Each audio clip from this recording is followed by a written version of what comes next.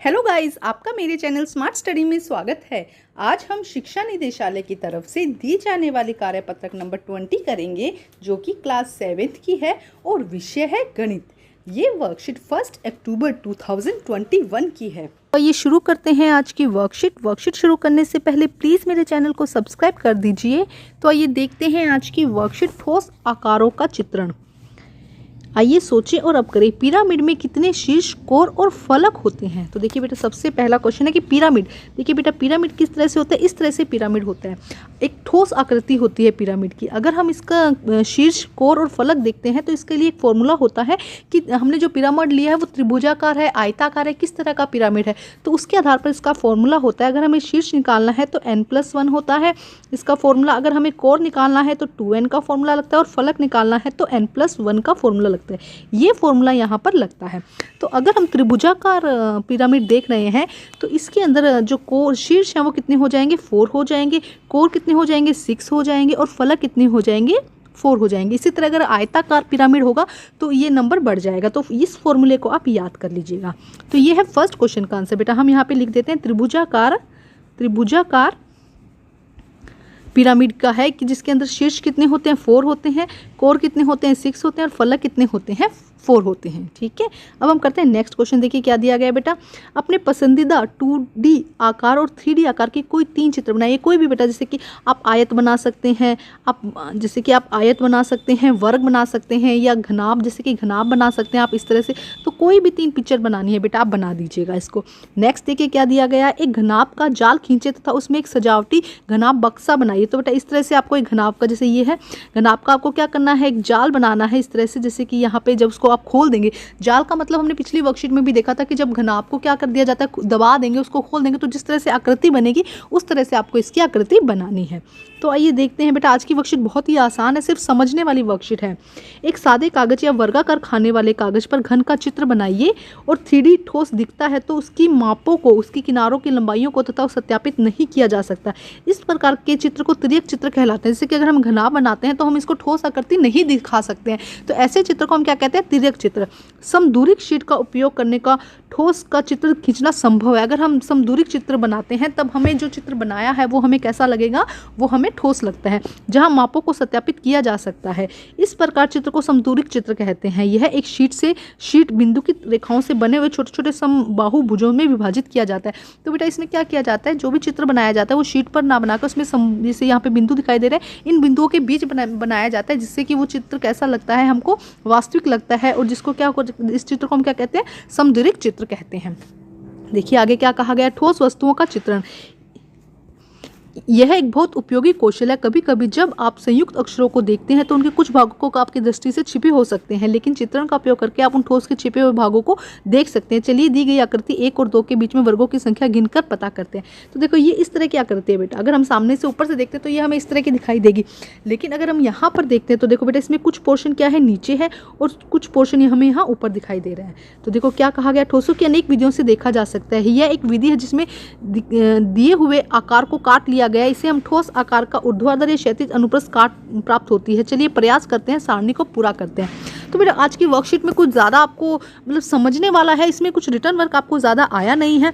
तो आइए देखते हैं आगे क्या दिया गया वर्कशीट में। देखिए सबसे पहले कि अगर ठोस वस्तु इस तरह की, अगर हम इस तरह से काटते हैं तब हम उसे क्षैतिज अनुप्रस्थ काट कहते हैं, और जब हम इस तरह से काटते हैं उसे ऊर्ध्वाधर अनुप्रस्थ काट कहते हैं। तो अगर जो कोण दी गई है उसे क्षैतिज काटा जाए तो किस तरह से कटेगा, देखो एक इस तरह से आएगा आपके पास में और एक नेक्स्ट कैसे आएगा, इस तरह से आएगा। ये क्या हो जाएगा, इसका ऊर्ध्वाधर, ये इसका क्षैतिज अनुप्रस्थ काट हो जाएगा। अगर हम इसे ऊर्ध्वाधर काटते हैं तो देखो क्या दिखाई देगा आपको, ऊर्ध्वाधर में इस तरह दिखाई देगा आपको, है ना। जब आपने इसको ऊर्ध्वाधर काटा तो आपको इस तरह से दिखाई देगा। बेटा थोड़ा सा साफ दिखा देती हूँ मैं। देखो यहाँ से आपने इसको बीच में से काट दिया तो देखो इस तरह से बीच में यहाँ पे होगा और ये पिक्चर यहाँ से दिखेगी। इसी तरह जब आपने इसको यहाँ से काट दिया तो ये आपको इस तरह से दिखाई देगा, इस तरह से दिखाई देगा। अगर आप इसको खोल के देखेंगे तो ये शीट आपको कुछ इस तरह से दिखाई देगी, है ना। ठीक है, अब हम देखते हैं एप्पल। अगर एप्पल को आप बीच में से काट देते हैं, देखो यहाँ से काट देते हैं तो किस तरह दिखाई देगा, एक तरफ इस तरह दिखाई देगा और दूसरा इस तरह से आपको एप्पल दिखाई देगा। आप सुंदर सा डायग्राम बनाइएगा। और अगर हम क्या करते हैं, क्षैतिज काटते हैं, इसको इस तरह से काटते हैं तो देखो ऊपर से हमें इस तरह से दिखाई देगा, है ना, और नीचे से हमें इस तरह से दिखाई देगा। तो ये उसका हो जाएगा क्षैतिज काट। तो इस तरह से आपको दिखाना है बेटा, नेक्स्ट देखिए, ये था काट की किस तरह से काट सकते हैं। जब हम इस तरह से किसी भी वस्तु को काटते हैं तो उसे हम क्या कहते हैं, क्षैतिज अनुप्रस्थ काट। और जब इस तरह से काटा जाता है, बीच में से इस तरह से काटेंगे, तब हम क्या कहेंगे, इसको ऊर्ध्वाधर अनुप्रस्थ काट। ठीक है, आगे देखते हैं बेटा। छाया एक अच्छा तरीका है यह दिखाने के लिए कि किस प्रकार त्रिविमीय वस्तु को दो विमीय छाया के रूप में हम देख सकते हैं। एक शंकु के ठीक सामने एक टॉर्च का प्रकाश डालिए, यह पर्दे पर किस प्रकार छाया दर्शाता है। ठोस विमीय और छाया को विमाएँ कितनी होंगी। देखो, अगर आप इस तरह से छाया दिखाएंगे तो इस तरह की वस्तु आपको दिखाई देगी। नेक्स्ट देखिए, बहुत मतलब आसान है, सिर्फ आपको कल्पना करनी है यहाँ पे। क्या आप बता सकते हैं कि छाया में कौन सा जानवर या पक्षी दिखाई दे रहा है। क्या है बेटा, देखो आपको क्या दिखाई दे रहा है। हम इसको भेड़िया कह सकते हैं, डॉग कह सकते हैं ना, तो कुछ भी जो भी आपको लगता है यहाँ पे आप लिख सकते हैं। भेड़िया जैसा भी लग रहा है ना, ठीक है। यहाँ पे ये देखो, ये आपको कैसा लग रहा है, इस तरह का आपका एनिमल जो जिस तरह का भी आपको दिखाई दे रहा है, यहाँ पे आप वो लिख सकते हैं। नेक्स्ट देखिए, क्वेश्चन नंबर 3 में क्या दिया गया है बेटा। देखो, यह एक ठोस आकार का विभिन्न कोणियों से देखा जाए तो देखने पर सामने का दृश्य, पार्श्व दृश्य और ऊपर का दृश्य है। यहाँ एक उदाहरण दिया जा रहा है, इसे एक कार के विभिन्न दृश्य देखे जा सकते हैं। तो देखो बेटा, अगर कार को आप सामने से देखेंगे तो इस तरह से दिखाई देगी, साइड से देखेंगे, पार्श्व दृश्य किसे कहते हैं, जब हम साइड से देखते हैं। ऊपर से देखेंगे तो आपको इस तरह से दिखाई देगी, और सामने से देखेंगे तो आपको इस तरह से दिखाई देगी। जब आपने तिरछा करके कार को देखा है तो आपको पूरी कार दिखाई दे रही है। जब आपने सामने से, आपके सामने कार इस तरह से पार्किंग होती हुई रखी गई है तो इस तरह से कार दिखाई देगी।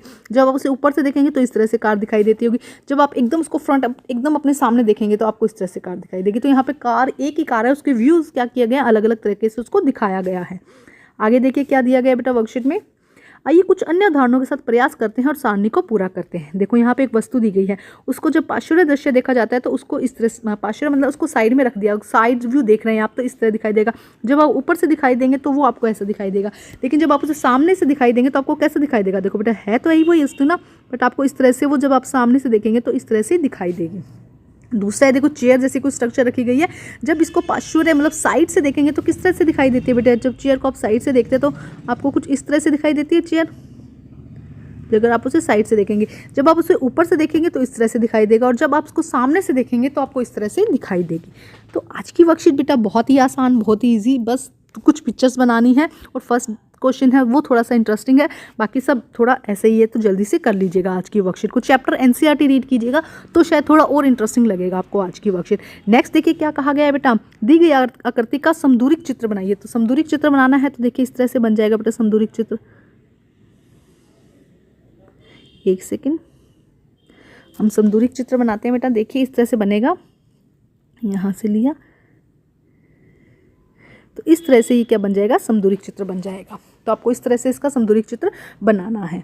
तो बेटा आज की वर्कशीट कंप्लीट होती है। वर्कशीट थोड़ी सी इंटरेस्टिंग है या थोड़ी सी इजी है तो फटाफट हो जाएगी। वर्कशीट कंप्लीट करके अपने टीचर से चेक कराइए, और प्लीज़ मेरे चैनल को लाइक कीजिए, सब्सक्राइब कीजिए और शेयर कीजिए। Thank you students.